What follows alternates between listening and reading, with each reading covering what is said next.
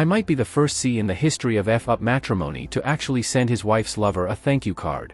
Honest. I really did. I'm almost never sick, but there was a particularly nasty strain of flu going around the office where I was working one Thursday morning, and I was showing the symptoms rather vocally, so rather than infect the whole room, my boss sent me home. It was around noon, and I figured my wife Beth could nurse me properly, get me the chicken soup I needed, take my temperature, and generally fuss over me before putting me to bed. When I pulled onto the street where I lived and approached my house, I noticed a green pickup truck parked in the driveway. I really didn't think anything of it at that particular moment. I couldn't think of anything except how awful I felt. The vehicle wasn't familiar, and since it was taking up space where my beat-up SUV normally sat, I parked by the curb. I went in through the garage, which opened into the kitchen. There was no sign of Beth in the kitchen or the front den. At that point, a queasy feeling unrelated to the flu began to build in my gut, especially when I approached the back of the house, where our bedroom was located, and began to hear the telltale sounds of you-know-what.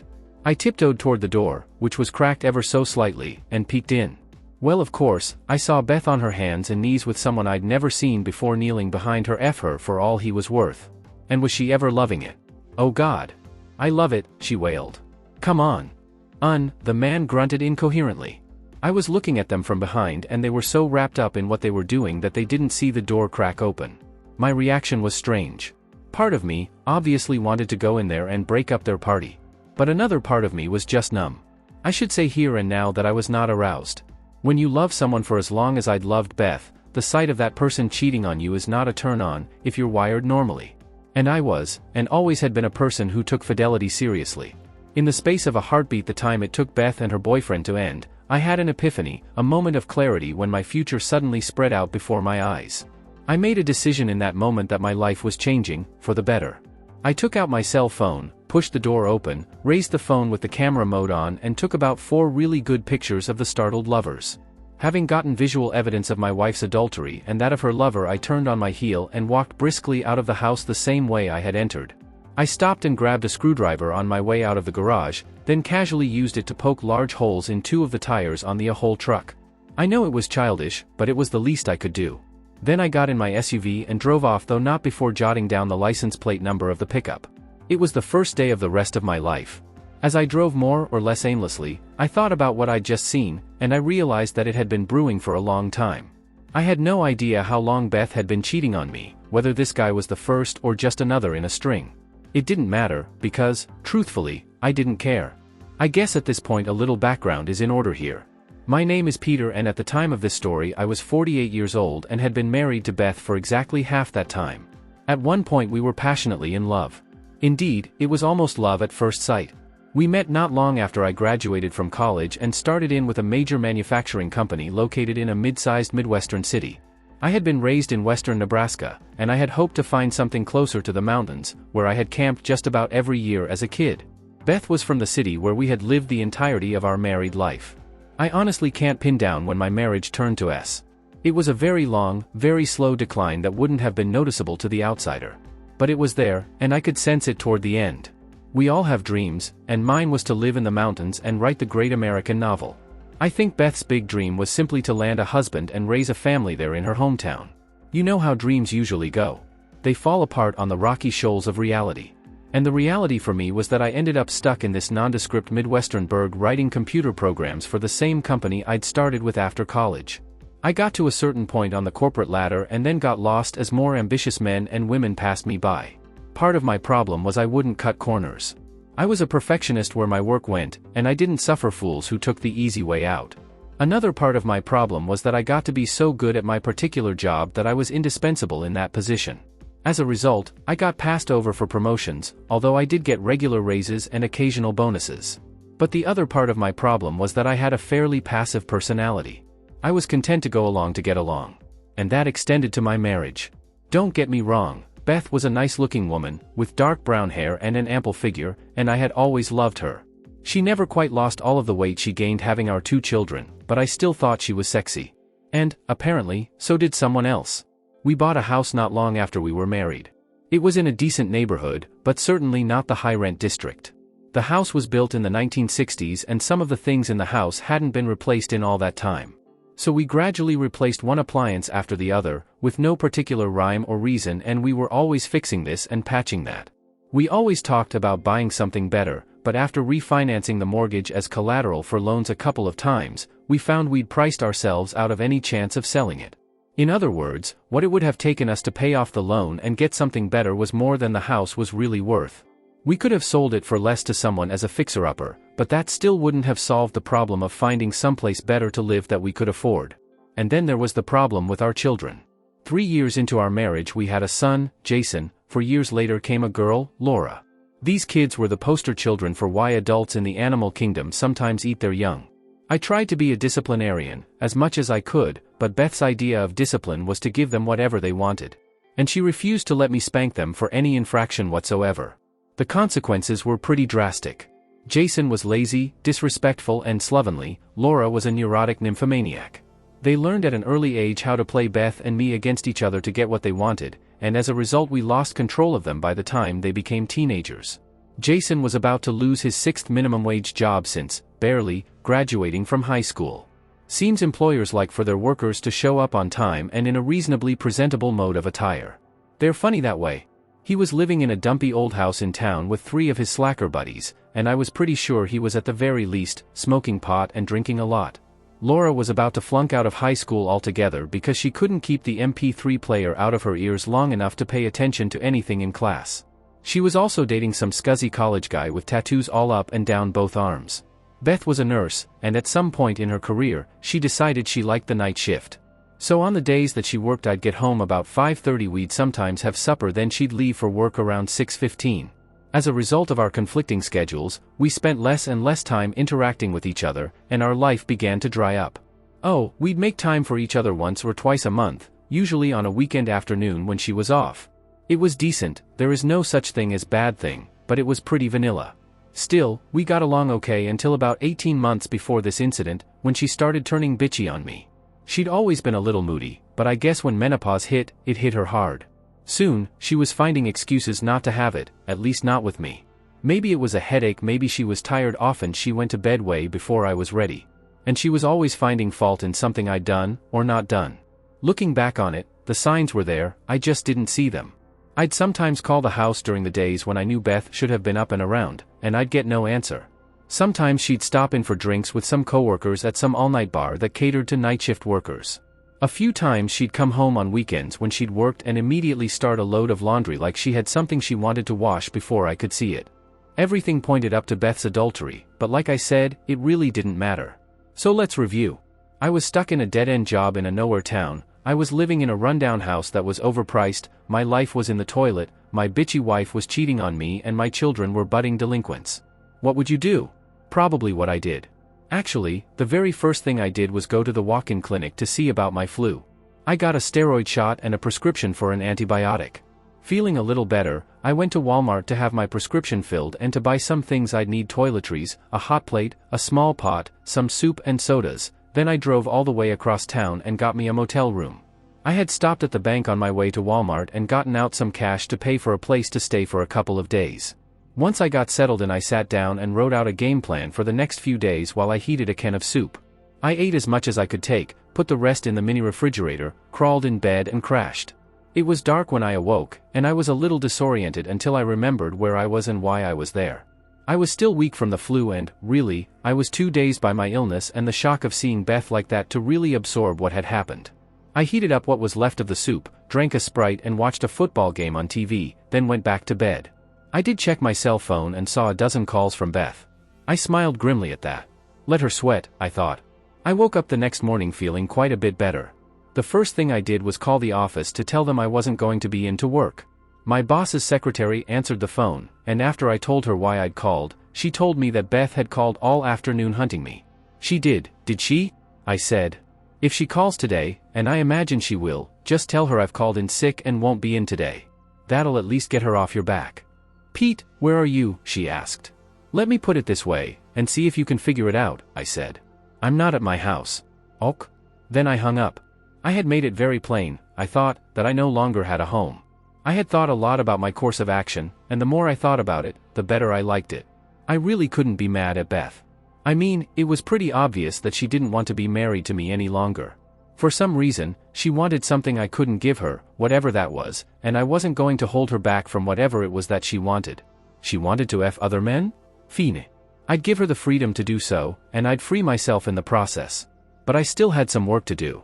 There were going to be consequences for both Beth and her lover, nothing terribly drastic, but consequences nonetheless. The first thing I did was call the motor vehicle department to tell them I was interested in buying a pickup truck, but I'd lost the owner's phone number.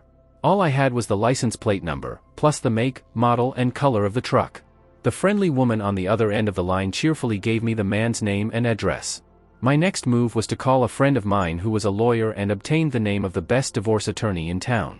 I called that worthy, a lady, as it happened, and scheduled an appointment for 1 o'clock that afternoon. I showered then, and went down to the lobby for a very light breakfast, then went to the bank. I had 2 certificates of deposit that I'd bought a number of years earlier. I cashed those in, withdrew half of the money in our joint savings account and half of what little there was in the checking account. I put most of the money in a new checking account that I opened in my name only, along with a bank debit card, and still walked out with a little over $4,000 in traveler's checks. I spent the next few minutes calling credit card companies to cancel all but one of my cards and have the accounts put in my name only. I also paid up the balances on each of those cards. The one I generously left for Beth I didn't bother paying on. Let her worry about that one. Next, I went to a branch of the public library, where I bought some computer time. I took the 4 images I'd taken on my cell phone, downloaded them onto an email address I had and printed out 2 copies of each one. I have to admit, they were very clear and explicit. Then I looked up information on the fellow who'd been with my wife the previous afternoon, one Clark Slater. I found out he was married, so I jotted down his wife's name. Then I put a copy of the pictures with a note attached letting her know where I could be reached for more information and put them in an envelope with her name and address on it. I went to the post office, bought some stamps and mailed it to her. Then it was time for my appointment with Grace Shaw, the attorney. I told her what I'd done and what my plans were, and she just nodded her head when I showed her the pictures. Her first question, however, was one of caution. "Divorce seems like a pretty drastic step on such short notice," she said. "Are you sure you don't want to try to work it out?" "What's there to work out?" I said. "My wife has a lover, and I sure don't want to stand in the way of true love. I have some places I want to go, some things I want to do with my life, and staying here with a cheating wife isn't in those plans." In the end, I agreed to a legal separation, for 90 days. The divorce papers were drawn up, and if after 3 months I was still determined to end my marriage, then the papers would be filed and Beth would be served. "Now, if you go forward with the divorce, what sort of settlement do you want?" Grace asked. "I've already taken half of the liquid cash in our bank," I said. "She's got a 403b that she's paying into from her work. She can keep that, but she also doesn't get any of my 401k either. She can keep the house. The mortgage is in her name anyway, and I don't want it. If she does sell it, though, I want half of all proceeds from the sale." "Okay, Mr. Thornhill, I guess that about covers it," Grace said. "I'll look forward to hearing from you in about 3 months." My last stop was to the office, but not to work. I walked into the Human Resources Department and asked about what would be involved in taking early retirement. I had 26 years in with the company, so I had a good bit of retirement built up. I was told I could begin drawing on my retirement pension when I turned 60, which was 12 years away. I frowned at that, but brightened when I asked about cashing in my 401k.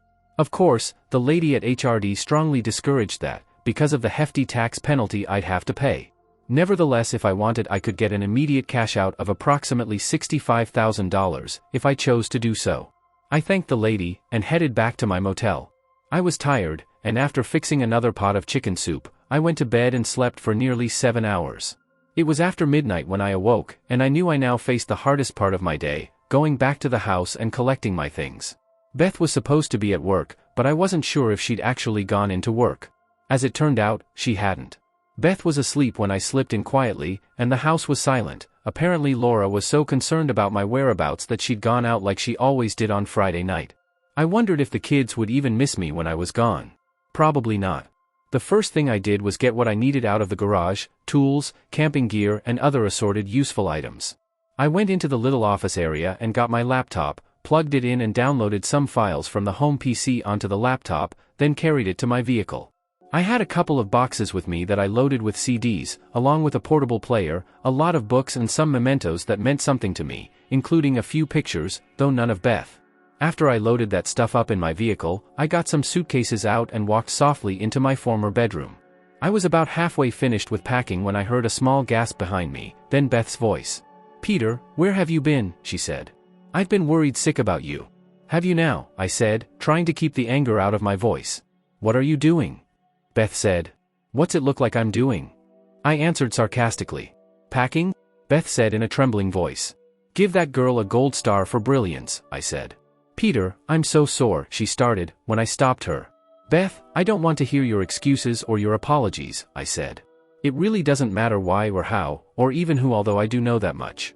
You want to love someone else, fine, I'm letting you. But I don't love him," she began. "I love you. I don't want him, I want you." "Could have fooled me," I said in an acidic tone of voice. "Sounded to me like you wanted him pretty badly yesterday afternoon. Let me see if I can recall the exact words." "Oh God, F me, isn't that about it?"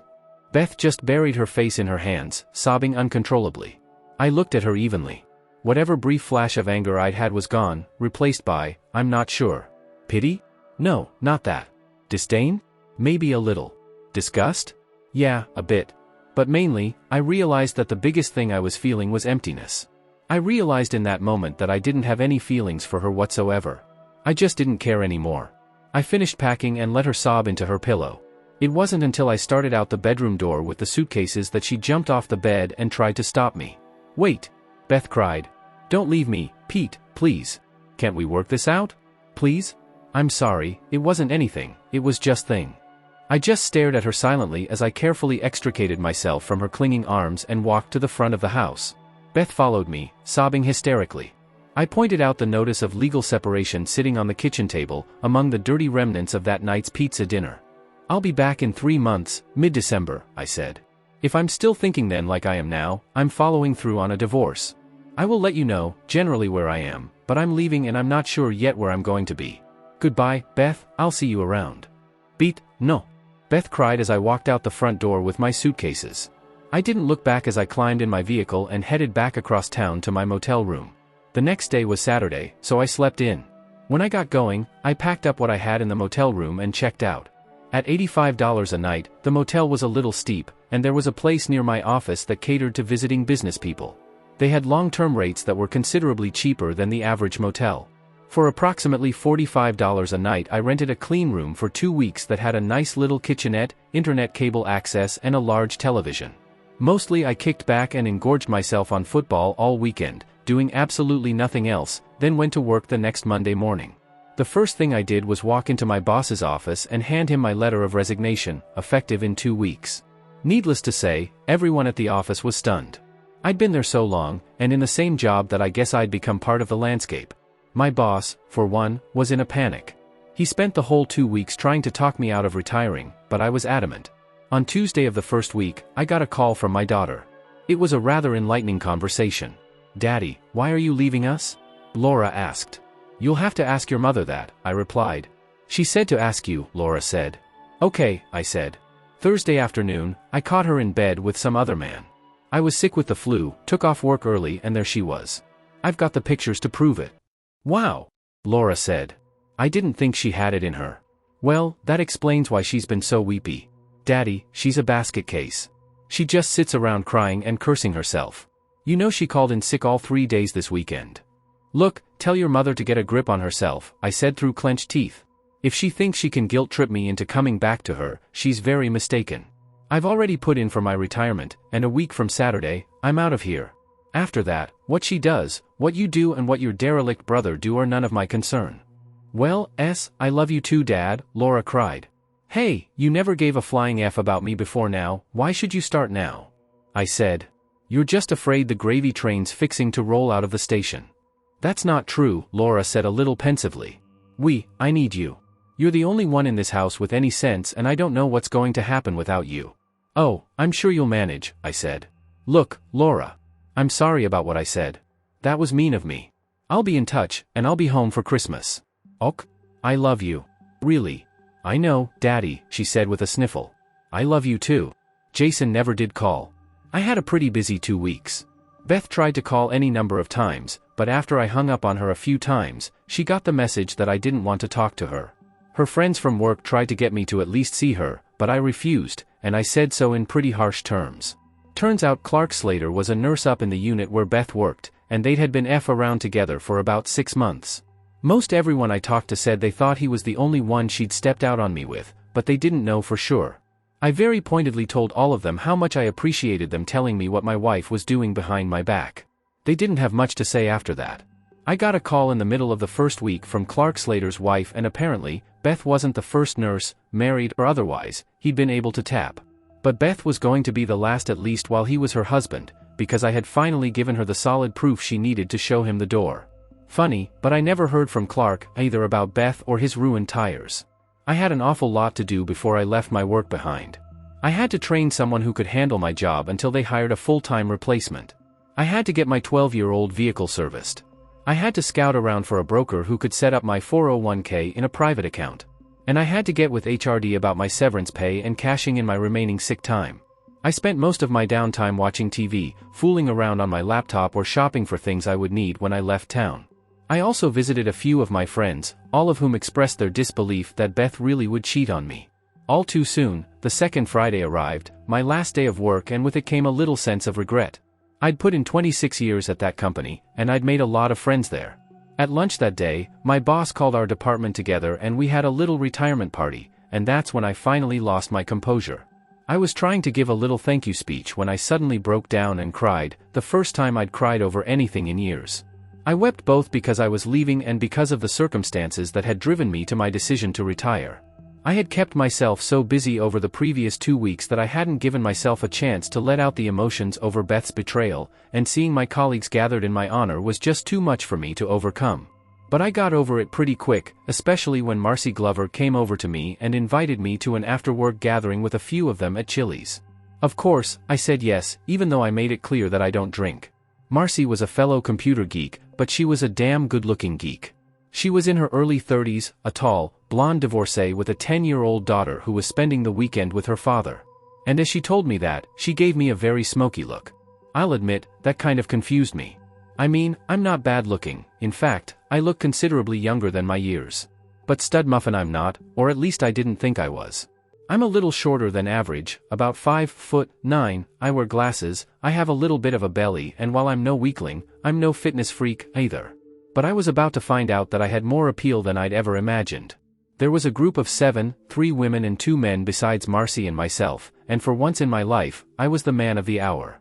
We sat for several hours drinking beer, well, I had tea, and told stories about the plant, about the town, about each other. In the midst of the festivities, we also took time to have dinner. As the night wore on, I was sitting next to Marcy and it became rather obvious that she was coming on to me. She was sitting real close, putting her hand on my thigh, or on my arm.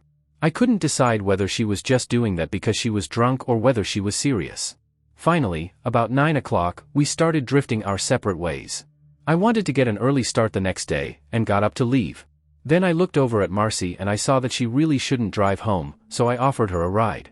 After getting hugs and handshakes wishing me well, I walked Marcy out to my Explorer. When we got in, she moved in real close to me, put her hand on my thigh and gave me a penetrating look. "I'm really not all that drunk," Marcy said. "I just wanted you to give me a ride, and not home, either." "So, where do you want me to take you?" I said, deliberately playing dumb. "Take me to your motel," she said, and she pulled my face around and kissed me hard and deep. "Marcy, you don't have to do this," I said when we broke apart. "I mean, yeah, I'm lonely, but I don't want any sympathy." "Sympathy's got nothing to do with it," she said.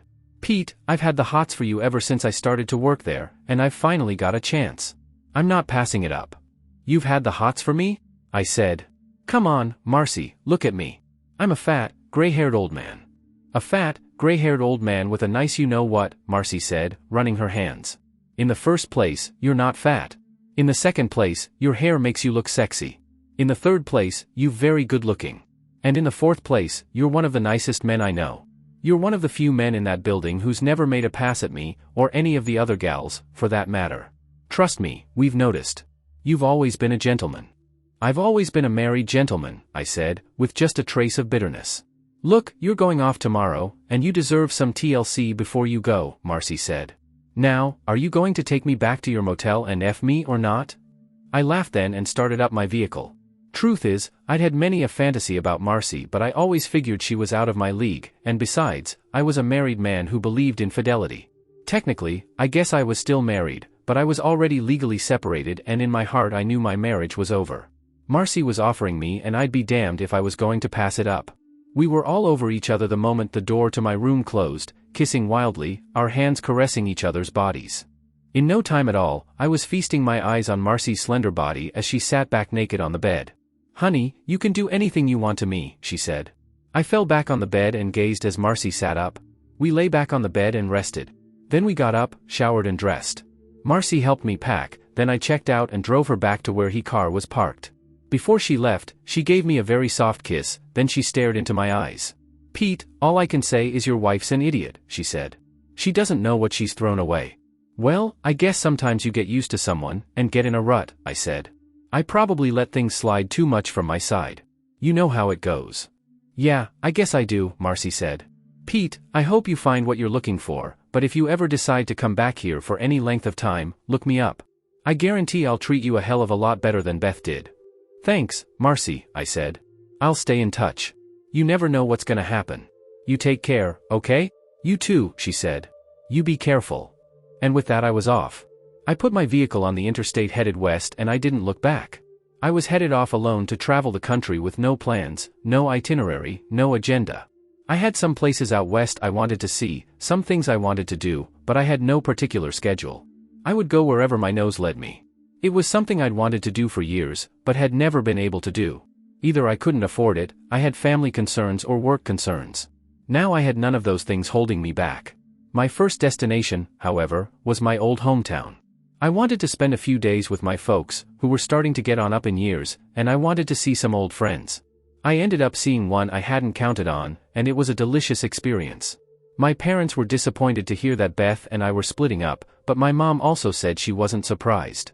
"She just hasn't seemed very happy the last few times you've been here," Mom said. The following Monday, I was in the supermarket picking up some supplies for my trip, when I heard my name being called. I looked around and a big smile creased my face as I saw a dream from my past. It was Dolores, a curvy chick that I went to school with. She was actually a year behind me, but we'd always seemed to have a class or two together every year, and we got to be friendly. At the time, Dolores was a hot number who was a little too fast for me, but time had slowed her down a little bit. She had learned the hard way that the fast life wasn't always the good life. But time had still been generous to her, because she was still a stone beauty. If anything, age had made her better looking than when she was in high school, softening her features and adding a little padding in strategic places. She was little shorter than average with thick, dark hair, expressive brown eyes and a body that was all tits and ass. She had moved back to town after divorcing her second husband, and was an assistant manager at the store. She lived alone in a small house in a quiet neighborhood not far from her daughter's family. We chatted for a few minutes, getting caught up with our lives. When I told her I was divorcing my wife, her eyes lit up. "I'm off tomorrow," she said in an inviting tone of voice. "How would you like to have dinner with me?" "I'd love to," I said. "Any place in particular?" "How about my place?" she said. "It's been a while since I fixed dinner for a man, especially an old friend like you." I arrived at Dolores' place about 7 o'clock the next night to find her dressed in a tight red dress with spaghetti straps and her face quite tastefully made up. The dress was tight enough. My younger brother, who lives nearby, had given me a pill when I told him who I was seeing. He said I was going to need it and it looked like he was right. I entered her small, but tidy little house and was assaulted by the aroma of enchiladas cooking in the oven and other assorted Mexican treats being prepared for dinner. I was about to discover that Dolores was a terrific cook, but I also learned that she was a skilled conversationalist. While waiting for dinner to finish cooking, we sat in her living room, real close, and got caught up with each other's lives.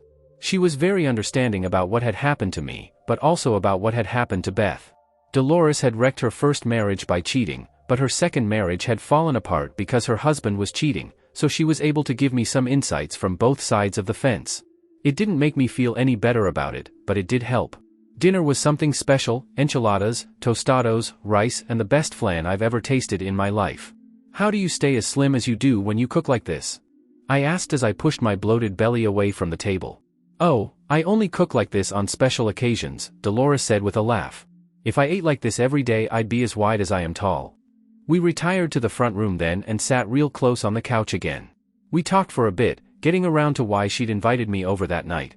Because I wanted to do something I never got a chance to do when we were in high school, she said. You were always so nice, so cute, so sexy, but I knew I could never have you then. Mama and Papa wouldn't have approved of me dating an Anglo. You know, it's very ironic, very sad. They had no problem with me f around with all these cholos, as long as they were Mexican. But a nice white boy? Forget it. But you don't have that problem now, do you? I said as I brought my face real close to hers. We kissed then, and I lost myself in her. Dolores was acting like a hungry woman, a woman who hadn't had any in a while, which amused me. She got a little teary when I asked her how long it had been since she'd had a man. Too long, she said. When I came back here I made a vow that I wasn't going to let my past trip me into stupid relationships, but memories die hard in a small town. If I had $5 for every time I've been propositioned in the past year by somebody I went to school with, I wouldn't have to work. That's why this is so special for me. You never looked down on me back in the old days and you'd have never made an improper advance if I hadn't invited you here. I know you. You wouldn't. Doesn't mean I wouldn't have thought it, I said with a chuckle. For some reason that just melted her because she whispered something in Spanish and then she was all over me, kissing me deeply. She quickly got my sweater off, and the t-shirt I had under it, then attacked my pants. I want you there, she said lustfully, and I wasn't going to argue, because I wanted her there too. Hearing that kind of praise from a woman like Dolores, on top of the experience with Marcy, was a real boost to my ego, reaffirming that I had plenty of gas left in my tank, no matter what Beth might have thought. Dolores kissed me wildly then, and whispered in my ear that she wanted me to F her you know what now. Then I collapsed onto her back and gave a laugh of utter contentment. That moment was the first time I thought about thanking Clark Slater for setting the events in motion that had led me to that point. Thanks to Clark, and his affair with my wife, I was free of my comfortable, but boring life in a nowhere town. I was free of an increasingly loveless marriage and a chaotic family life in a decaying house. I was free of a job that had long since ceased to challenge me in a large corporation where I was lost in the shuffle. I was free to go anywhere, do anything I wanted, and I couldn't have done that with a clear conscience had I not caught my wife and her lover in the act of adultery. After catching our breath, Dolores and I retired to her oversized bathtub, where we spent a long time bathing each other. Before we finally passed out from well-sated exhaustion.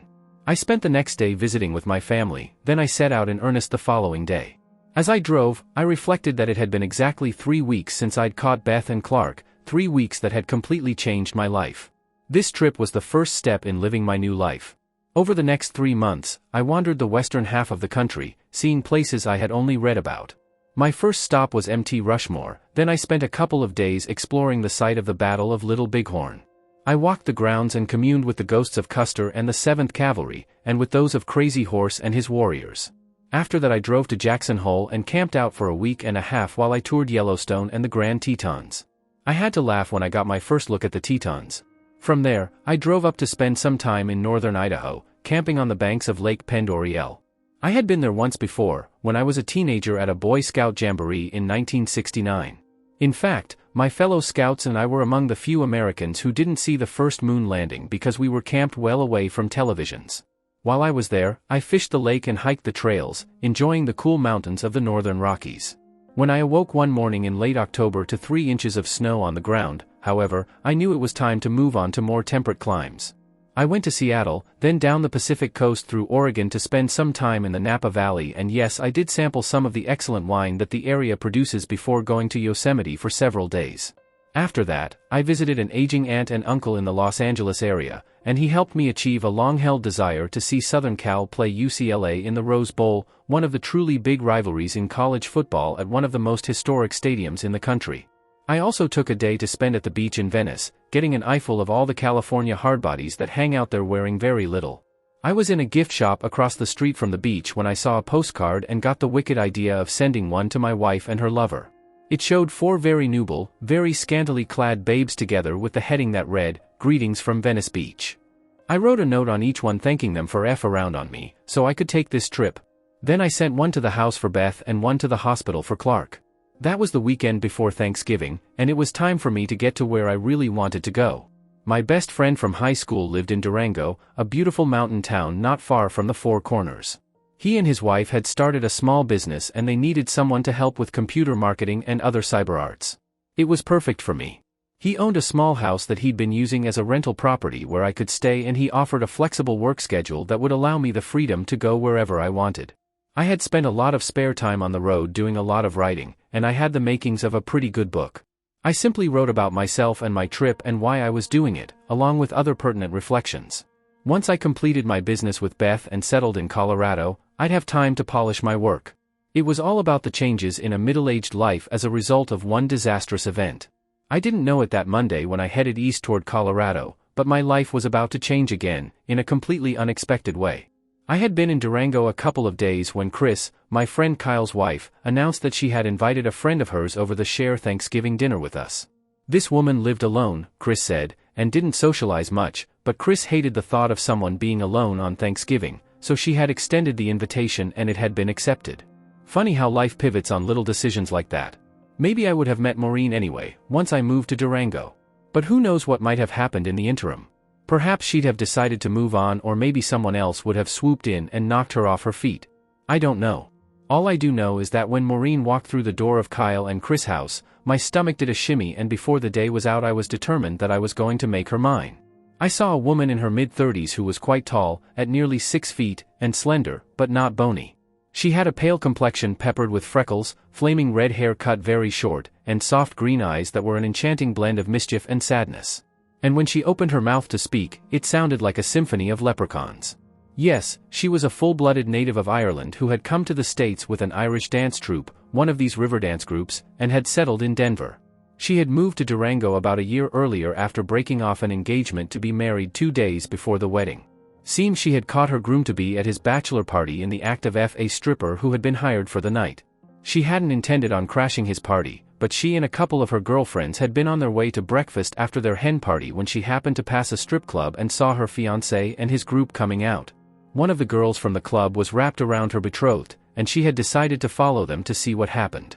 It had been an emotionally scarring event, one more blow in a life that had seen plenty of them. Her father had been an alcoholic until they fled him when Maureen was 15, even then, she said, her father stalked them relentlessly until the police finally stepped in and he was charged. She'd subsequently been, when she was on holiday in London when she was 22, and she'd had her heart broken several times after that, culminating in her fiancé's betrayal. I think the reason we hit it off so well was because we understood what betrayal was all about. Over the previous weeks of traveling, I had thought a lot about Beth and what she'd done, and I couldn't get past the inconsistency of her protestations of love for me with the image of her in bed with another man. She had betrayed me in our marriage, and I didn't have a clue as to why. I had been telling myself all along that I didn't care, but that wasn't entirely true. I did care. I wanted to know what had happened to the love we'd once shared, why Beth had felt she was entitled to take a lover on the side, knowing how I felt about fidelity. I did keep up with what was going on back home, mostly through emails to and from Laura, who seemed to have decided at this late date to repair our relationship. She was plainly worried about Jason, who had indeed lost his job and was begging Beth to let him move back in. I spoke to Beth a couple of times, briefly, but whenever she started to get weepy or tried to apologize, I cut her off. I did promise her that I would sit down and listen to her when I got back. It wasn't going to change anything, but I wanted to hear what she had to say. Nothing was going to change my mind by then. I had made my decision on what I wanted, and I wanted to live in Durango. As a result, I spent 3 weeks getting settled in my new home and helping Kyle and Chris with their business. And I was spending a lot of time with Maureen. We talked long and deep Thanksgiving night, about everything, to Chris' amazement and delight, and when I walked with her out to her car we sort of looked at each other and we kissed. There wasn't a lot of passion in it, but there was a lot of promise. Over the 3 weeks I was there before I returned home, or, rather my soon-to-be former home, we dated probably a dozen times, and we got more and more intimate. I knew I had to be careful because of Maureen's past. She had been hurt badly by men, and she was wary of being hurt again. But the more I got to know her, the more I realized that despite her history she was a woman with a hot-blooded nature. She was a dynamite kisser, with lips that were just full enough to enjoy and a tongue that knew what it was doing. Waiting was excruciating, because the more time I spent with Maureen, the more I wanted her. She was so sexy, so sensual and, yes, so needy, but I understood her need to be cautious, and I respected her desire to take it slow. My patience was rewarded the weekend before I was scheduled to head back to finish my business with Beth. Kyle and Chris wanted me to get a real taste of Colorado, so they planned a 4-day ski trip. There's a nice ski resort right outside Durango, and Purgatory is real close, but they wanted me to enjoy the whole ski experience. So they pulled some strings with a friend of theirs in the real estate business who helped us get a nice 2-bedroom condo at Telluride, about 70 miles away. I was having dinner with Maureen one night a few days before we were to leave, when the subject of the trip came up and she asked what she should bring. I just kind of stared at her, and she gave me a Mona Lisa smile. "You knew I was going, didn't you?" she said. "I was hoping, but I didn't know if it was my place to invite you or not," I said. "You know the condo only has 2 bedrooms. And that's a problem." "How?" she said, smiling a little wider. "Are you sure?" I said, taking her hands and looking deep into her eyes. "Very sure," she said. "I knew you were the one I've been looking for all my life the first time I met you. I know you, know your heart. You're a good man, Pete, and you deserve to be happy. I think I can make you happy." Did she ever? We drove up to Telluride on a cold, clear Thursday morning. The early winter snows had been heavy in the high country, so we figured the skiing would be good, and it was. I had been skiing once before, a long time before, when a group of us from college spent a week at Vail. Maureen had been once before the previous season with Kyle and Chris. Despite that limited experience, Maureen and I took the one-day ski school that was recommended before we tackled the slopes on our own. Once we'd been taught the basics, she and I had a blast going up and down the mountain.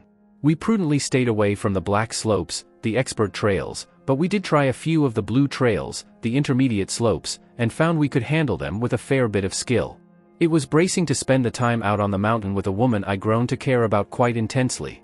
I wasn't sure yet if I was in love, or if she was in love with me, but we liked each other a lot and we were comfortable in each other's company. We ended that first day sore and tired, but it was a good kind of soreness and a pleasant tiredness that comes from having a lot of fun. The 4 of us ended up at a nice, modestly priced restaurant for our post-ski dinner, and we toasted our rapidly cementing partnership, in every sense of the word.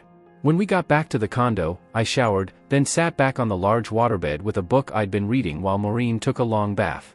I was toying with the idea of joining her, but decided not to be pushy. I wanted her to make the first move. I'm glad I did. She came in the bedroom smelling like peach blossoms, clad in a long, moderately heavy robe. She stood just inside the door and smiled at me. Slowly, she undid the sash of the robe and let the sides fall open. "See anything you like," she said, her soft Irish brogue sounding ever so sexy. I just nodded as I feasted my eyes on Maureen's tall, trim body. My God, she had a flat stomach, legs that seemed to go forever. I rolled off the bed and walked up to her. It was like we were in a dream world. We walked to the bed then and lay back. Unlike my 2 previous encounters, with Marcy and Dolores, I didn't feel the urgency, the need to get on with business. We sensed, instead, that we had all the time in the world to explore each other, to love each other. We kissed again, and this time when we broke apart, Maureen gently pushed me on my back then started kissing. It was so slow, so sensual, the way she used her lips. We kissed again, this time with more passion. As long as I live, I'll never forget my first sight of Maureen waiting expectantly for thing. We were clutching at each other, kissing each other wildly as we spent our passion on each other. It seemed like I was never going to stop, but eventually I did. Maureen and I laughed softly, we held each other and slowly drifted off to sleep, spending the first of what I hoped would be thousands of nights together. The whole trip went like that. We tried just about every non-black slope on the mountain, toured the shops and cafes of downtown Telluride and made love every night after we got back to the condo. By the time we got back to Durango, we knew it was love. On the Tuesday before Christmas, I packed my SUV with a few suitcases and presents for one and all, then headed back east for a few weeks. I went by way of my folks' house, but didn't linger.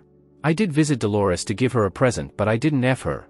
I told her I'd found someone in Colorado that I wanted to commit myself to, and she smiled as she said she understood. "I'd have expected nothing less from you," she said. Marcy Glover was much the same way when I got back to town and called her up for dinner.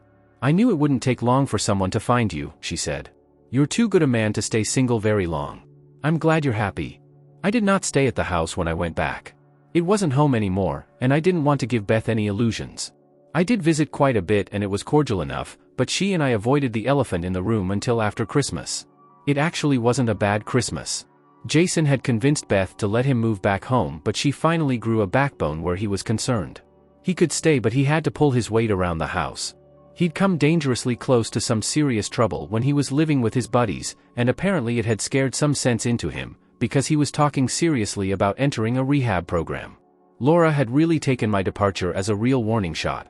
She'd ditched the scuzzy boyfriend and was taking more interest in school, figuring out, as I had told her repeatedly in our email exchanges, that without at least a high school diploma, her odds of getting anywhere in life were about nil. She had gotten a part-time job at a youth-oriented novelty shop in the mall, where her quirky dress and hipster attitude were put to good use. That left Beth. The day after Christmas, Laura was at work, and I gave Jason $50 and told him to go have fun at the mall. Beth and I had serious business to discuss and we needed to be alone. I brought the divorce petition that I'd gotten from Grace Shaw and set it on the coffee table in the front room. Beth just stared at it with sad eyes brimming with tears. "I guess you've made your decision," she said. "I have," I said. "But I think I deserve some answers first.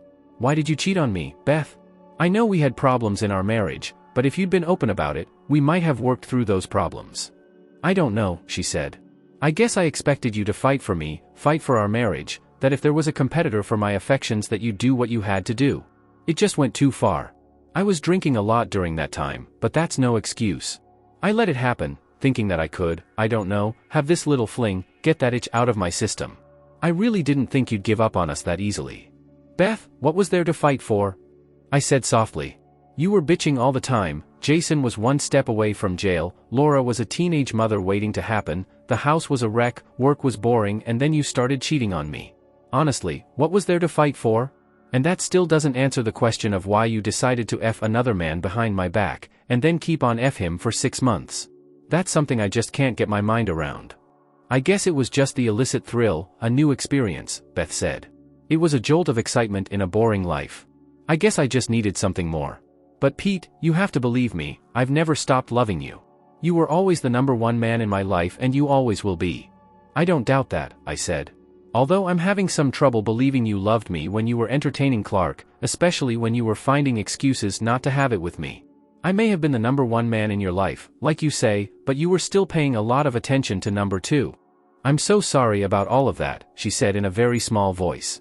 "I guess I lost track of what was really important. So, do you hate me then?" "No, of course not," I said. "We had 24 years together, and a lot of them were good years.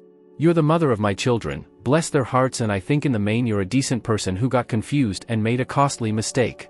No, I don't hate you, Beth, but I don't love you anymore. That died the day I walked in on you and your lover. Maybe we just drifted apart and Clark saw an opening. Actually, I owe you my thanks. What you did provided the spark that allowed me to have a new life, doing things I always wanted to do in places I always wanted to be." "Well, it certainly agrees with you," she said finally. "You look great. You do deserve to be happy, I guess, and I guess I deserve to be miserable." "Don't," I said as I watched Beth finally lose her composure. I didn't want to, but I went to her then and held her one last time, letting her cry. After she got calmed down, she signed the divorce agreement, and since we were in a no-fault state and we were divorcing on the nebulous grounds of irreconcilable differences, it would be final after 60 days. I stayed a couple more days, to pack up the rest of my things and to visit with the kids.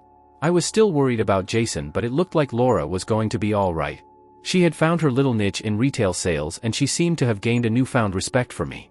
On the next to last day of the year, I said my final goodbyes and headed off to settle in Durango for good. That was 3 years ago. Kyle's business started to take off in that time, and I found the variety of tasks I was asked to perform to be quite stimulating.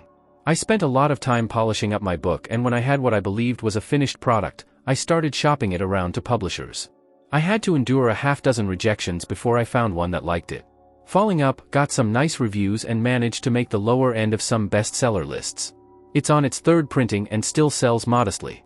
I'm working on a second book, a novel about Custer, and I have a computer full of odds and ends, essays and ramblings, that I may or may not ever get published. Doesn't matter. I'm expressing my creative side in a way I never did before. Maureen and I fell deeper in love, and 8 months after we met, we were married in a small ceremony there in Durango. Laura came out for the wedding and she and Maureen became friendly. Laura was promoted to manager of the store where she'd been working and seems to be doing well. A year ago, I was blessed with another child, as Maureen delivered a baby boy. You cannot fathom how much I appreciate a second chance at fatherhood. Beth hasn't remarried, although she does date some.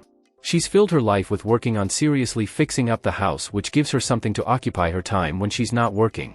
We've stayed friends and we still talk occasionally, mostly about what to do with Jason. His commitment to sobriety didn't take and he fell deeper into the spell of you-know-what. He's currently incarcerated after being convicted of manufacturing for sale with his old roomies.